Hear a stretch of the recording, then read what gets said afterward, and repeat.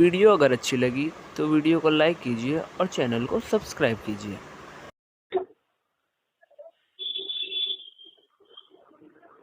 السلام علیکم ورحمۃ اللہ وبرکاتہ۔ وعلیکم السلام ورحمۃ اللہ وبرکاتہ۔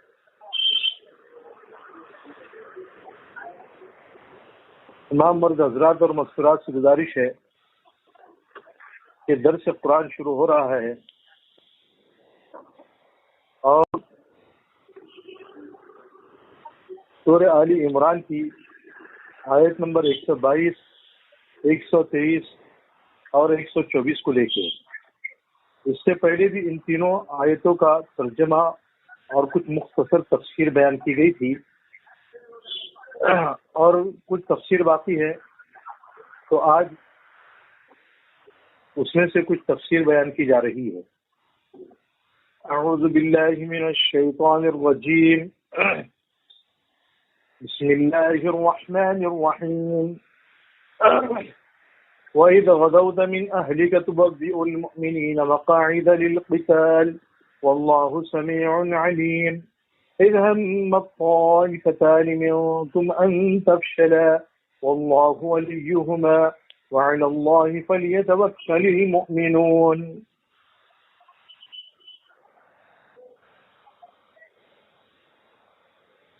ان آیات کریمہ کا ترجمہ یہ ہے،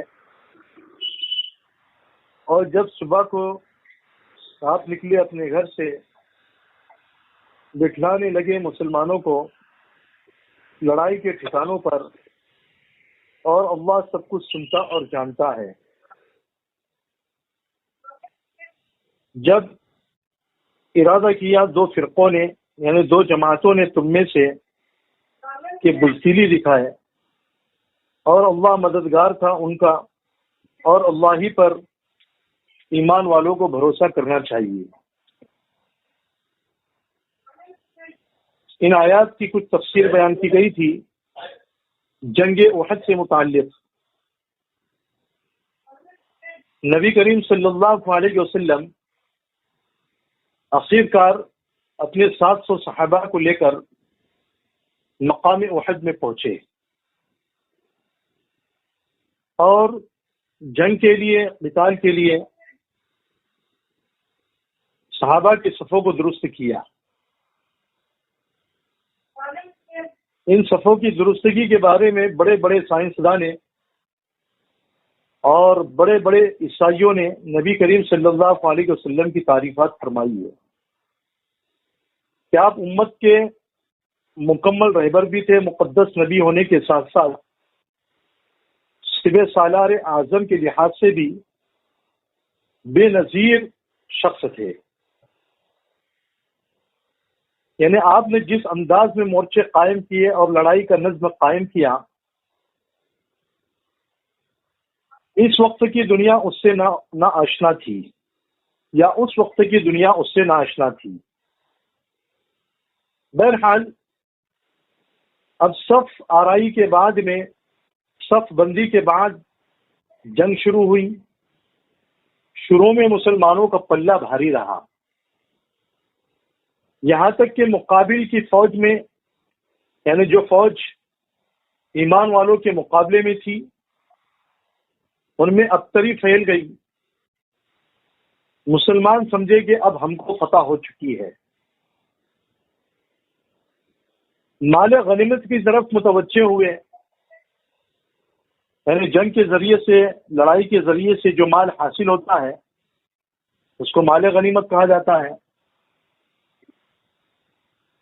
تو مسلمان مال غنیمت کی طرف متوجہ ہوئے۔ ادھر نبی کریم صلی اللہ علیہ وسلم نے جن تیر اندازوں کو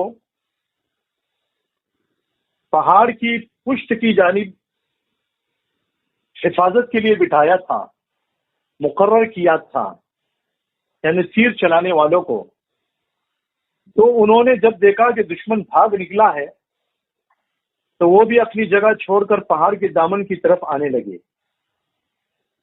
اور نبی کریم صلی اللہ علیہ وسلم نے منع فرمایا تھا کہ تم ہرگز وہاں سے مت ہٹنا۔ حضرت عبداللہ بن جبیر رضی اللہ تعالی عنہ نے ان کو نبی کریم صلی اللہ علیہ وسلم کا تاکیدی حکم یاد دلا کر روکا، مگر کچھ لوگوں کے سوا دوسروں نے کہا کہ حضور صلی اللہ علیہ وسلم کے حکم کی تعمیل یعنی حکم کے اوپر عمل کرنا یہ تو متعینہ وقت کے لیے تھا،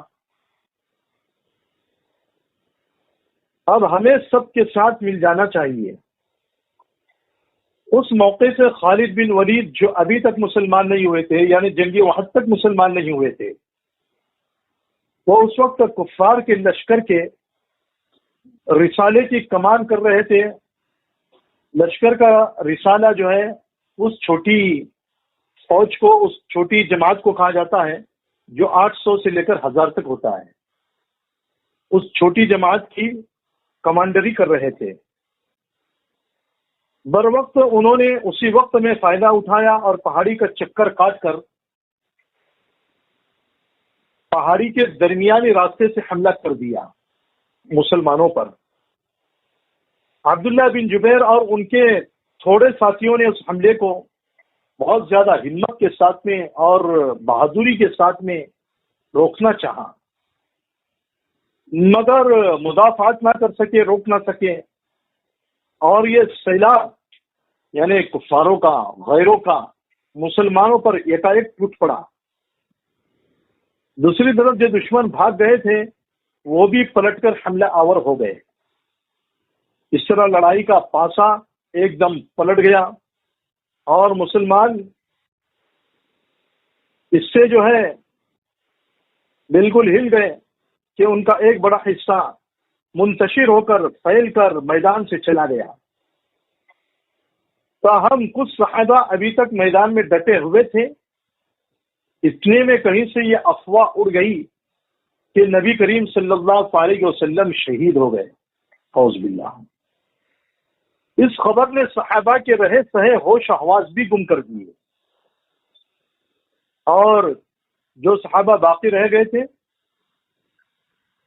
وہ بھی ہمت ہار کر بیٹھ گئے۔ اس وقت نبی کریم صلی اللہ علیہ وسلم کے اطراف میں ارد گرد صرف 10 جانثار صحابہ موجود تھے، اور آپ صلی اللہ علیہ وسلم خود بھی زخمی ہو گئے تھے۔ ہار کے مکمل میں کوئی کسر باقی نہیں رہی تھی کہ عین وقت پر صحابہ کو معلوم ہو گیا کہ نبی کریم صلی اللہ علیہ وسلم سلامتی کے ساتھ میں تشریف فرما ہے، اور خبر جو ہے غلط اڑا دی گئی تھی۔ چنانچہ وہ ہر طرف سے سمٹ کر، یعنی صحابہ ہر جگہ سے جو ہے اکٹھا ہو کر پھر آپ کے ارد گرد ہو گئے اور آپ کو سلامتی کے ساتھ پہاڑی کی طرف لے گئے۔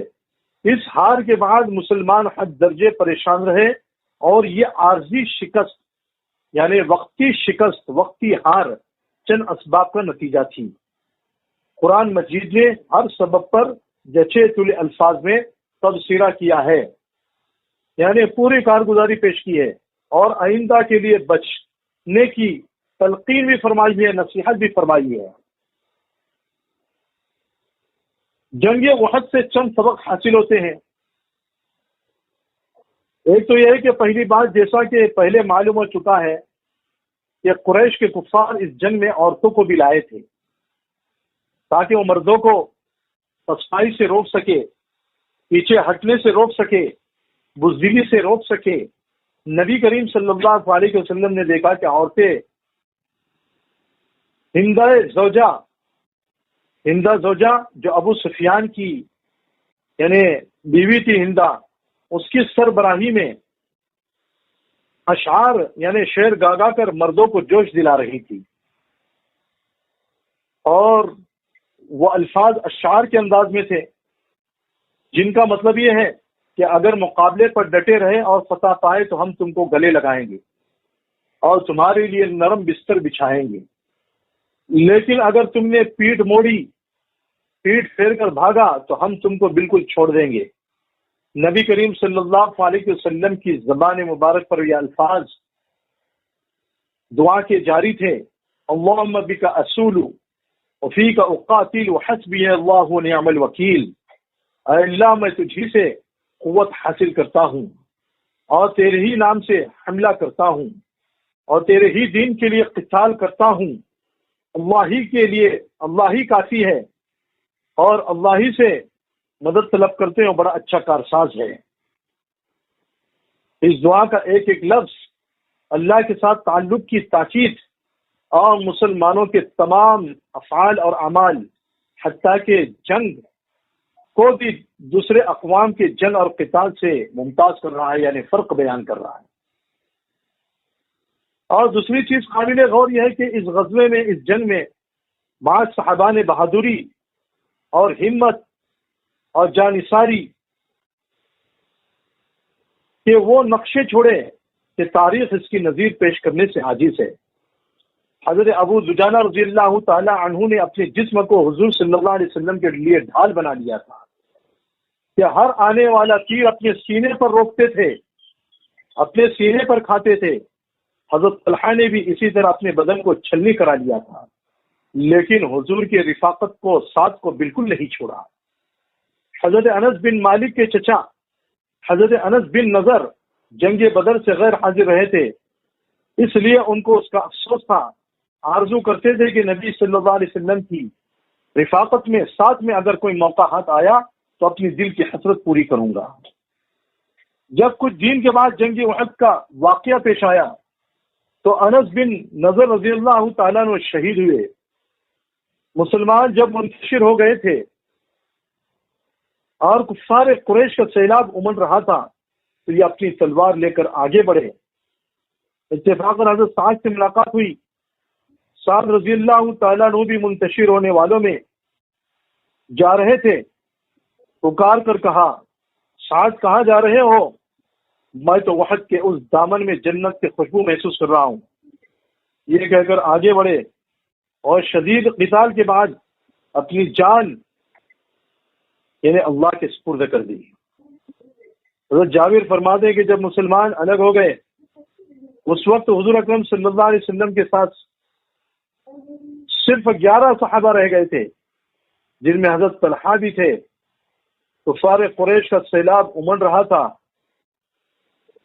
حضور صلی اللہ علیہ وسلم نے فرمایا، کون ان کی خبر لے گا؟ حضرت طلحہ بول اٹھے، میں یا رسول اللہ صلی اللہ علیہ وسلم. ایک دوسرے انصاری صحابی نے کہا، میں حاضر ہوں. انصاری کو آپ نے جانے کا حکم دیا، وہ جنگ کے بعد شہید ہو گئے. پھر ایک ریلا آیا، آپ نے پھر وہی سوال کیا.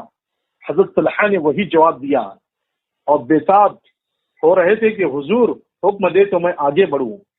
حضور نے پھر کسی دوسرے صحابی کو بھیج دیا. حضرت طلحہ کی تمنا پوری نہیں ہوئی. اسی طرح 7 بار حضور نے کہا اور ہر مرتبہ حضرت طلحہ کو اجازت نہیں دی گئی اور دوسرے صحابہ کو اجازت دی جاتی تھی، وہ شہید ہوتے جاتے تھے. جنگ بدر میں باوجود صحابہ کی تعداد کے کم ہونے کے مسلمانوں کو فتح ہوئی. غزوہ احد بدر کی نسبت یعنی مسلمانوں کے لشکری زیادہ تھے، مسلمانوں کی تعداد زیادہ تھی، پھر بھی شکست ہوئی.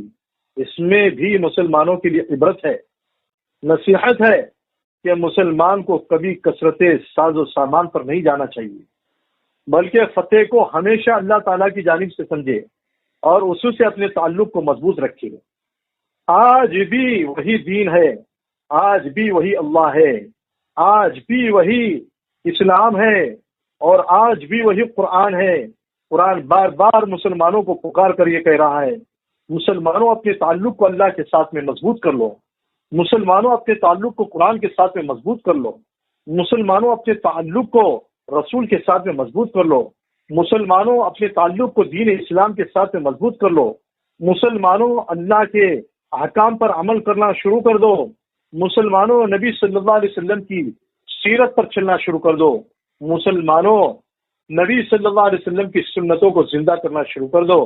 تو آج اگر ہم مسلمانوں نے اللہ کے حکم پر پوری طریقے سے عمل کرنا شروع کر دیا، سیرت پر عمل کرنا شروع کر دیا، سنت کو اگر ہم نے زندہ کر دیا تو اللہ کی مدد آج بھی ہمارے ساتھ میں وہی ہوگی جو صحابہ کے ساتھ میں تھی. اللہ رب العزت سے دعا ہے کہ اللہ رب العزت آپ کو بھی اور مجھ کو بھی کہنے اور سننے زیادہ عمل کی توفیق نصیب فرمائے.